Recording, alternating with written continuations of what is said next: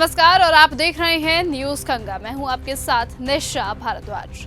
मेरठ में सौरभ हत्याकांड की आरोपी मुस्कान प्रेग्नेंट है। 5 अप्रैल को जब मुस्कान की तबीयत जेल में अचानक बिगड़ी तो जिला अस्पताल से डॉक्टर्स की टीम को बुलाया गया। 7 अप्रैल को लेडी डॉक्टर कोमल ने उसका टेस्ट किया जिसमें उसकी प्रेगनेंसी की पुष्टि हुई। जेल मैनुअल के अनुसार किसी भी महिला बंदी को यदि संतान होती है तो वो बच्चा 6 साल तक मां के साथ जेल परिसर में रह सकता है। लेकिन अब यहाँ 2 बड़े सवाल खड़े हो गए हैं। पहला ये कि ये बच्चा आखिरकार है किसका, और दूसरा ये कि इसे पालेगा कौन। इस खबर के सामने आने के बाद मुस्कान के परिवार का बयान भी अब सामने आ चुका है। उसकी मां यानी कविता रस्तोगी ने साफ शब्दों में ये कह दिया है कि मुस्कान हमारे लिए मर चुकी है। कैमरे के सामने आने से मना करने वाले माता पिता ने स्पष्ट किया कि उनका मुस्कान से या उसके बच्चे से कोई लेना देना नहीं है। उनकी साफ टिप्पणी थी कि जिस दिन उसने एक पराये मर्द के लिए अपने पति सौरभ की हत्या कर दी उसी दिन वो हमारे लिए खत्म हो गई है। वहीं सौरभ के भाई राहुल उर्फ बबलू का बयान भी थोड़ा भावनाओं से भरा मगर शर्तों के साथ था।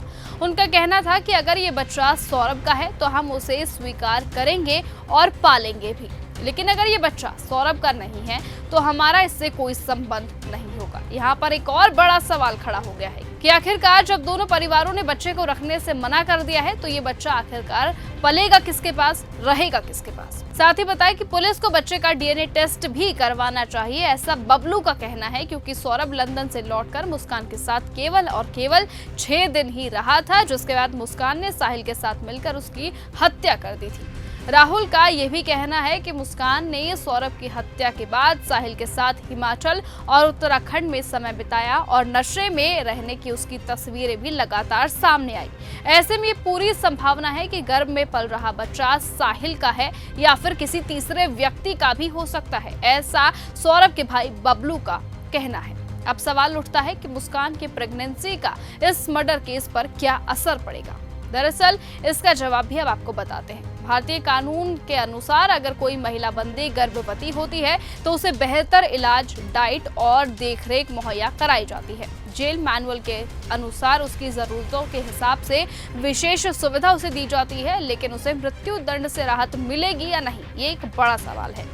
मुस्कान और साहिल को कोर्ट से कितनी सजा होगी, हालांकि ये सब एफएसएल रिपोर्ट और पुलिस की जांच पर निर्भर करेगा कि अगर जांच पूरी तरह से सही होती है तो उम्र कैद की सजा हो सकती है। इसके अलावा उन्होंने ये भी कहा कि अगर ऐसा नहीं होता तो ट्रायल कोर्ट के बाद दोनों को जमानत भी मिल सकती है।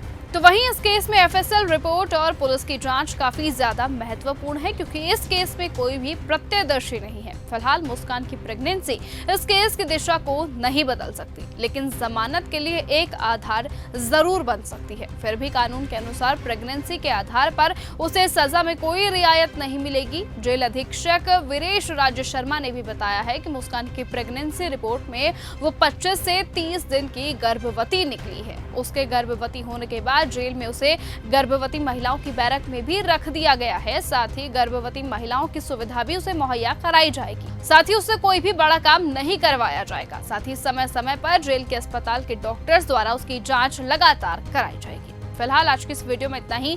देश और दुनिया की तमाम बाकी खबरों से ऐसे ही जुड़े रहने के लिए आप बने रहिए और ऐसे ही देखते रहिए न्यूज गंगा। नमस्कार।